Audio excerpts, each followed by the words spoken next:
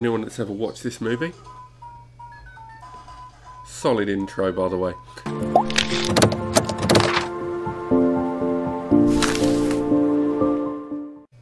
So here we are on the desktop here, and what we're looking at is DSM on our 1019 Plus. We've installed the latest version of Plex Media Server from that App Center. It's that one there. And as you can see, there are no updates currently available for it. This is the latest version that you can download on the Plex from Synology's package center for Plex Media Server. However, rather worryingly, as I'm sure a number of you have noticed, because again I'd heard about this from other people, was that the installed version and the most recent version that's available on that store is 1.13. However, if you head over to Plex, they're actually on version 1.14, and moreover, they've got 1.15 currently available in other versions. So what we want to learn today is a couple of things. One, we want to see if the stock app is actually losing out in any way in terms of the options, because obviously with every new version of Plex, new features and functionality become available, options that aren't on screen here. The second thing is we want to see how it affects the performance, because a number of you have talked about 64-bit, 32-bit and 64x86 versions of Plex. And what we have here is the standard 64-bit version of Plex Media Server for the Synology DS1019 Plus on their store. So what we're going to do is we're going to do some general performance tests with transcoding. We're not going to go into the settings and play with any of the transcoding options here, you know, make my CPU hurt and all that stuff. We're not going to be touching anything. We're going for a stock installation of this app, and we're going to compare it against a far newer version of the app directly from Plex themselves. Now, another thing it's worth mentioning before I go any further is if you have an old version of Plex and you go into the status and settings menus, you can actually see that it tells you that you don't have the latest version. It says that there is an updated version available, and it will say that in order to get it, you have to download it manually. And if you download it manually, you download this version, 1.1415, which again, if we look here, 1.1415488 is the latest version. As you can see, I've already downloaded it before. There is actually a newer version than that we're going to feature later in the video. But for now, let's get back to the point and have a look at what this stock app actually does and how good is it. Because it seems a number of you have probably been running the Plex Media Server app on your Synology NAS for a long time and didn't even know there was a newer version. But nevertheless, let's get right down to it. So in order to monitor how this runs, we're going to be utilizing the resource monitor on a Synology NAS. It's going to overview CPU, memory, network, and disk utilization. Also, I've got a mobile phone here that I'm going to be using to access some files on the NAS, and then I'm going to transcode or action transcoding by the sending of those files to my phone. Unfortunately, I haven't got the means to record from my phone and transcode at the same time, but you will hear me using my phone in the background. Then we're going to switch to the desktop, and from this desktop we're going to start playing 720p, 1080p and 4K files. Then we're going to see how the NAS deals with that, and maybe even a little transcoding there. After that, we're going to install a brand newer version of Plex, overview that, do exactly the same tests, and then at the end, compare the CPU and memory utilization across the two.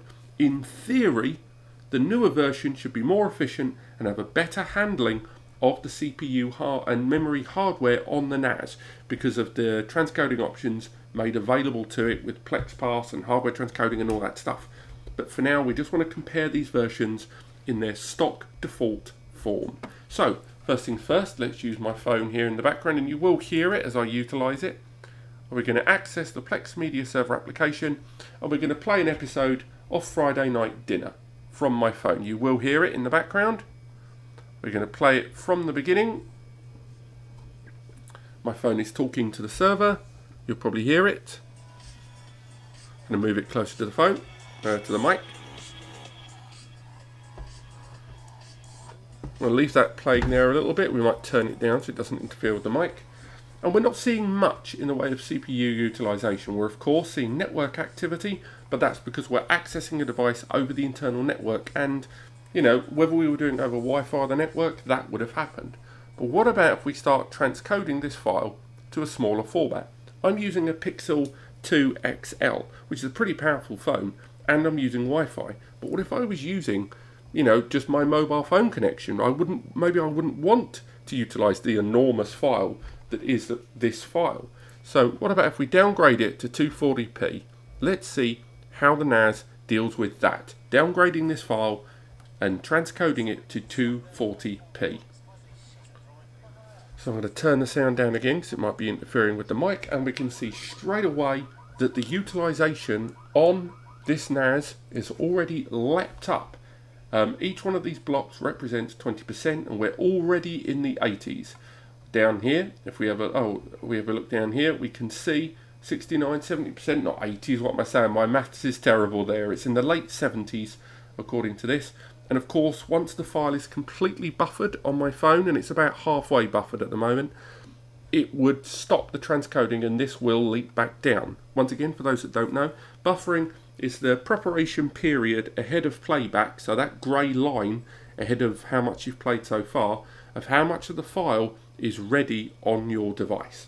So of course, when buffering is completed on my phone, and again, we're about 70% buffered now, that CPU utilization should go right down. So if we move on to a new file here, we're going to stop playing that one without the transcoding. The CPU utilization should go down in just a second. We'll move on to another file. Okay, so our 720p file is now loading and playing on my mobile phone. Again, I'm going to turn up the volume. Hopefully you can hear it there.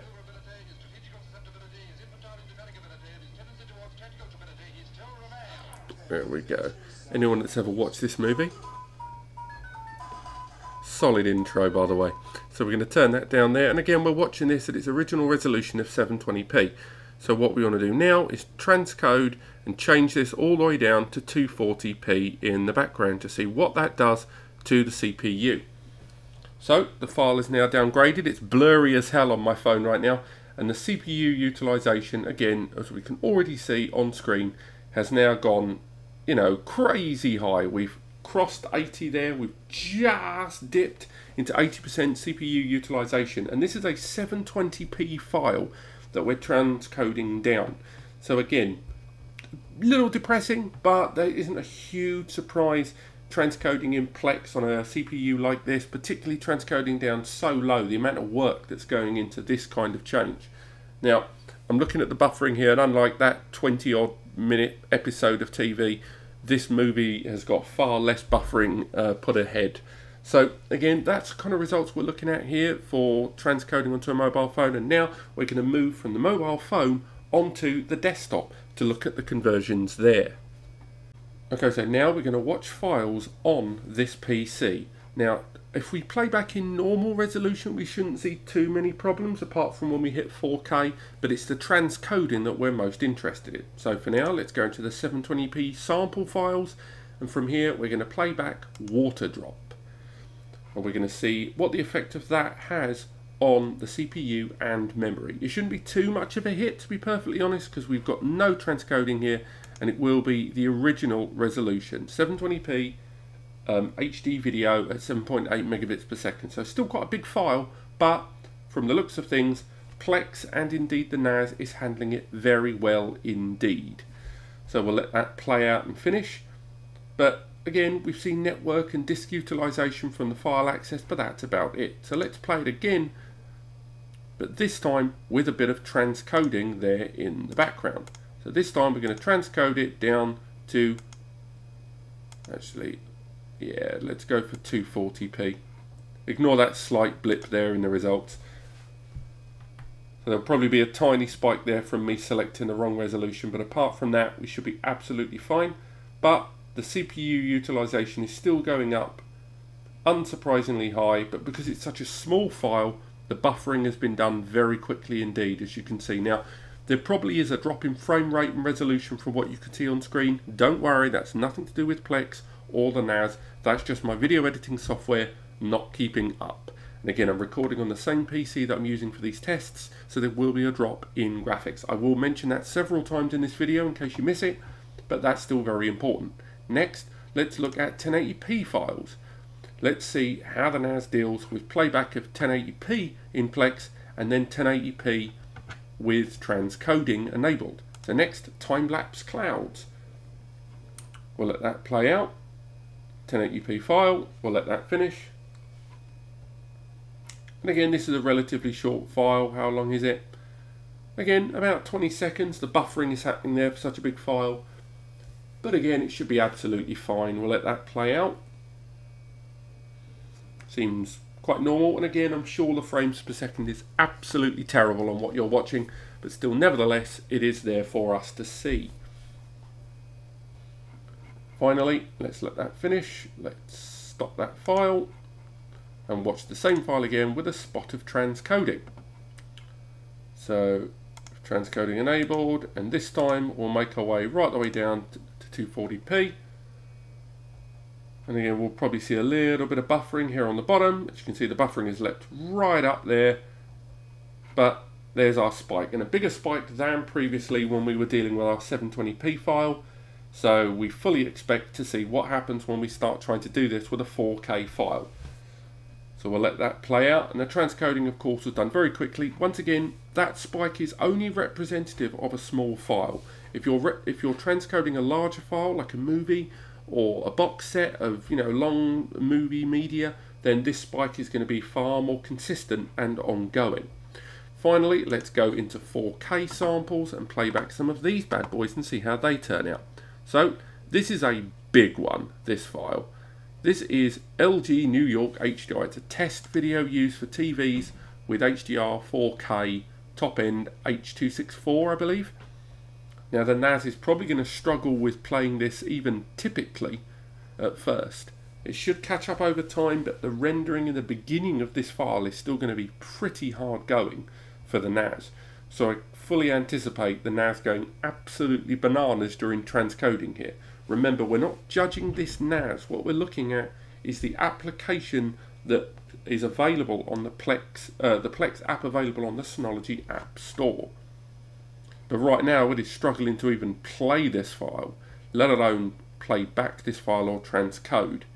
Now, that might be because the destination device, my PC, does a very poor job of 4K, and therefore this is an area where transcoding would be vital. So why don't we go into the transcoding settings and downgrade it from 2160p 4K and knock it down to something a bit more manageable. Let's see how it deals with this, because hopefully it will transcode this file and we'll have some results to go on. But at the moment it's looking more and more like this device is going to struggle. It's definitely attempting it. We're seeing CPU utilization spiking, but right now the lights are on, but no one's playing 4K. We've got the hump, but it looks like we might we've got some buffering. It is transcoding this file for us, but again, that amount of buffering is so much slower than playback's going to be that when this does eventually play with so many seconds of buffering in hand, this is going to be borderline unplayable. So there we go, and the playback is way faster than buffering. There's no way this is going to buffer faster than playback, and CPU utilization has leapt up exponentially, and it looks like that is the bottleneck. Now again, I can hear a number of you probably putting in the comments now or soon after that you can enable CPU transcoding in the settings, and as I mentioned at the top of the video, I'm well aware of that.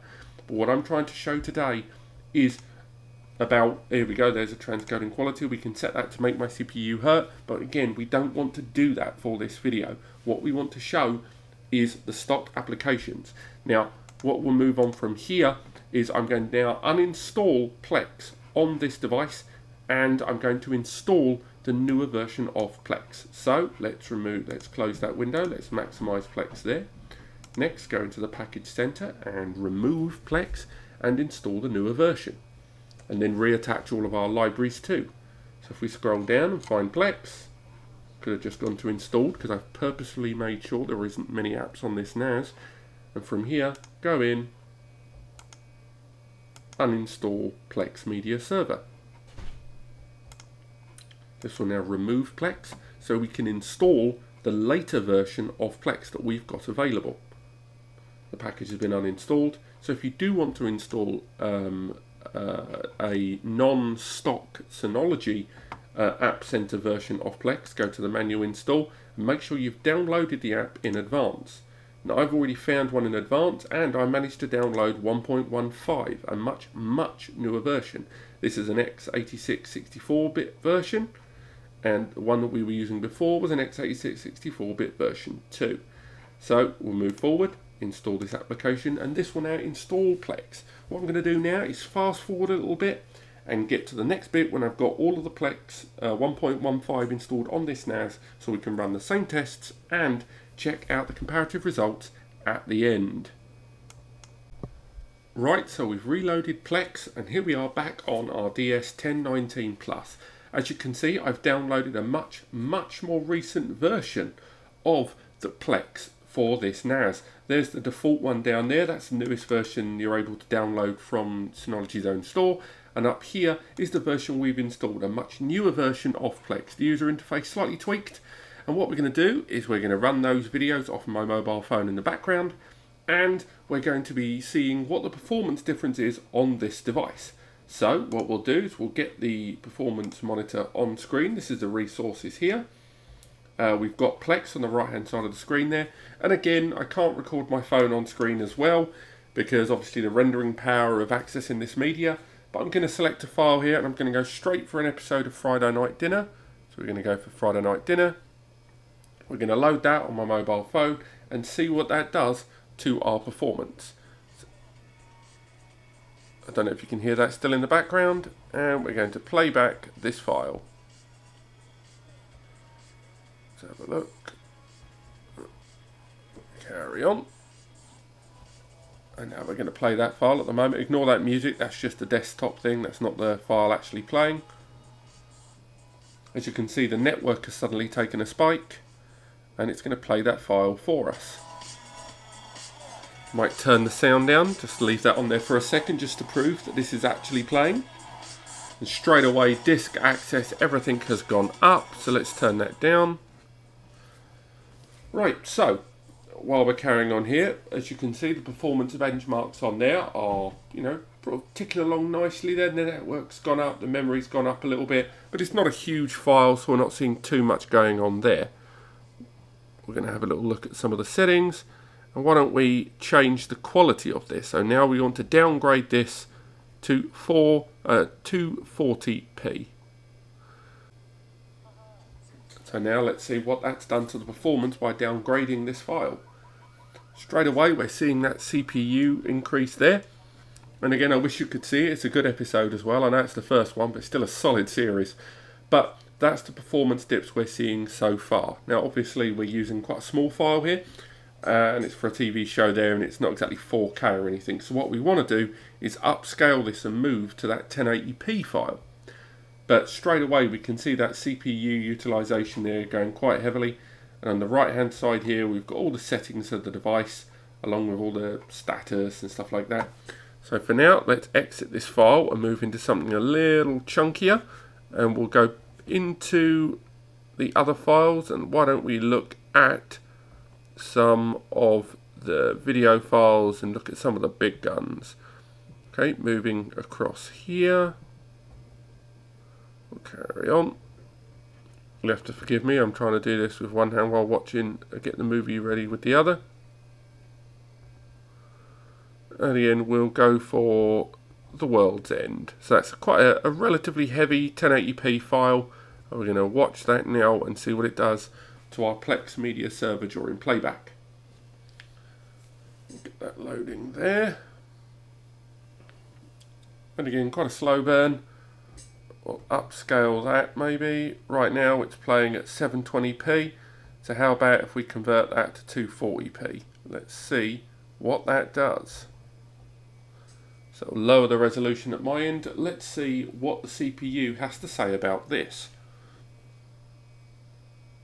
And again, we're seeing highs here of, it's gone all the way up to 81 all of a sudden. Remember, these segments represent 20% each from 0 to 100% CPU utilization.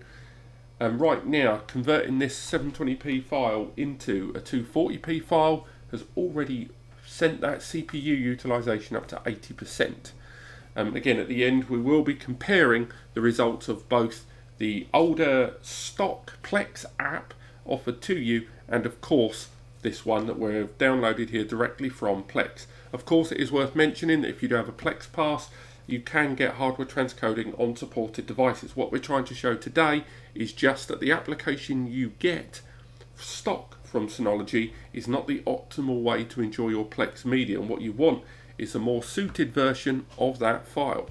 So we're exiting that file and we're going to make our way back into the user interface, and now we want to look at some of those bigger files. Next, let's try out media on the NAS itself playing on this local PC. We've reset the resource monitor there so we can get a good basis here of comparison, and we're going to make our way into some of that lovely content. So let's start with a 720p file. We're going to go for, let's go into our settings. I've totally lost track of where everything's gone. Let's go into there, let's go back to home. There we are. Right, so 720p file first. And again on the left we can see the resources there as they're being utilised. So first things first, let's go for water droplets. Water droplets, and again, because I'm using video editing software and screen recording software here, you're not going to see a very smooth file. Unfortunately, there's not a lot I can do about that without an external capture device. But right now we can see that this file here, it's not a hugely long file, it's 20 seconds long. And the NAS shouldn't struggle too much with this file. It's quite a dense 720p file. And again, I do recommend you check out what these files are from my other videos. But that's kind of what we're seeing here from this one. We'll move back to the system resources there. Didn't really trouble it, but this time let's play the file but convert it into something else. Let's play it, but this time play it in a much more acceptable format for us. So if we pause it a second, let's say we want to play around with it, change the playback quality for us. Say we're on a smaller device, on a metered connection, we're going to downgrade this to 240p. Let's see how our NAS with a much more later version than the stock app does with this conversion. So again, obviously you can see there, and again I know that frames per second has dropped for you guys, but the pixelation should show you that it's a lower resolution file. And on the left we can see that spike that the change took. And again, at the end of the video we will do comparisons of all of these results, so don't worry, you will catch all of that. So again, let's stop that file. This time we'll make our way up to 1080p, and we'll go for a real heavy 1080p file, and this time we probably will see the CPU work just a little bit harder to play the file in its native form. Don't be surprised if Plex does change the file into a version more befitting my PC to play it back on, because of the CPU utilization and GPU usage by recording is probably eating up a lot of my power. But this is that 1080p file playing, and again, I'm sure the frames per second for you right now is dreadful, and that's largely just because of the rendering software. I know I keep saying it, but you'll be surprised how many people will keep asking me that question in the comments on this video. I'm going to pause it this time, and then we're going to change it to a new format. Again, 1080p file, and we're going to convert it to something way smaller. We're going to convert it all the way down to 160p, a tiny file, and we're going to see how the NAS deals with this behavior, because this tiny file might be something, if you're on again a meter connection or a smaller device, or some massive file, it's going to be interesting to know how it does that. And again, that it took such a short amount of time. When I say short amount of time, it took longer than the length of the video to happen, but there's the conversion right there. Lastly, let's move over to 4K.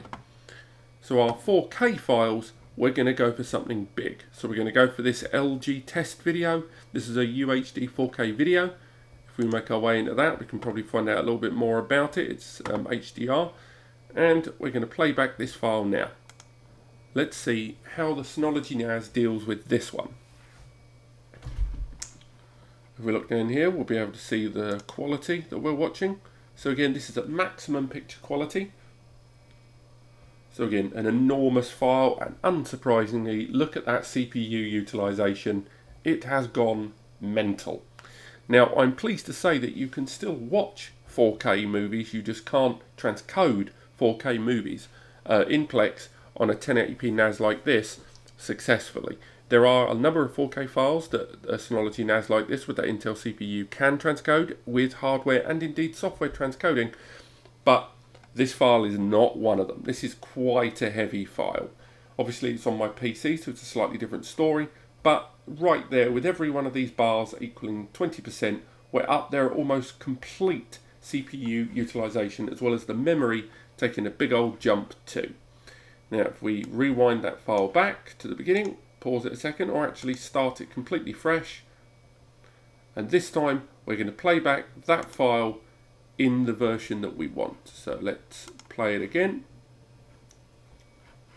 but this time we're going to pause it, open up the quality and downgrade that file from 4K 2160p down to 240p,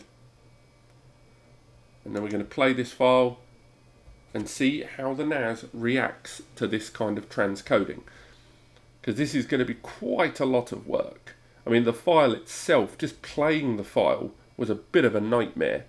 Now obviously because we've already played the file, there might be some of it still cached away, but I very much doubt that's going to have a huge impact on our performance.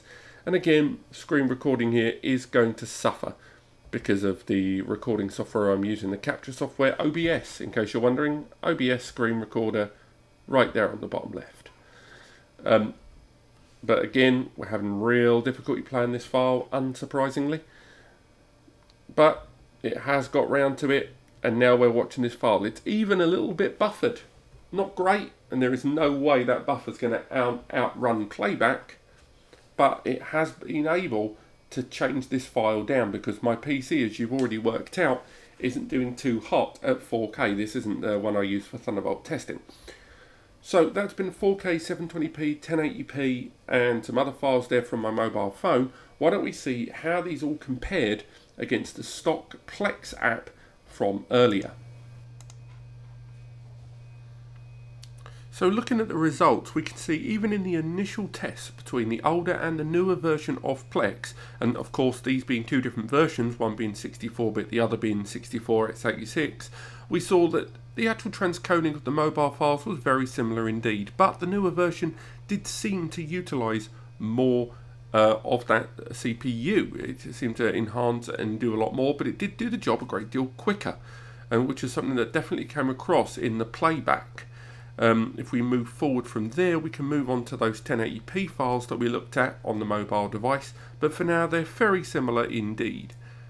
Now moving over to the 1080p file, we can see that although the utilization and the memory utilization was near enough identical, the file once again, this time a lot quicker on the older version. Now I don't know if that was because we were using an older version of 1080p files, but the newer version did seem to take a little bit longer to deal with that file. Moving into the desktop to PC transcoding, we can see that the older version utilized less CPU utilization, and it was higher both in CPU and memory on the newer version of Plex, which was quite a surprise for me during that transcoding. As we go into the 4K utilization here, we can see that the file in question, here this 4K file converted down to 420p, definitely utilized more power on the upscale on the newer version than the old, but the older version dealt with it a lot worse overall. And then finally, when we move to the heaviest 4K file, we can see that in the heavy 4K file, the older version dealt with it better, and I think that was because it was a much more modern version of 4K, and I think that's what we can come down to here. Newer file types are definitely dealt with better in the newer version. Also, the newer version was able to utilize a lot more of that transcoding engine via software transcoding. We didn't enable hardware transcoding, and we did set the CPU to make my CPU hurt, but there's still no denying that the newer version deals with newer files better based on what we're seeing here. There's lots of other tests I'm not putting on screen, but it was definitely a clear indicator when I was looking at it that Plex version 1.15 and definitely the x86 64-bit version seem to handle those newer variants of 4K better, and I think that's really what we have to take from this. Obviously you can only install the version of Plex that your NAS supports, but if you can, go for the most recent version, and if you can sign up to those betas with the Plex Pass, I thoroughly recommend it. And then we're going to end things here because I'm going to be doing a hardware versus software transcoding video next, and I will see you on the next video. Thank you so much for watching. I know it's been dull, but I appreciate the fact that you stuck it out this long. Cheerio.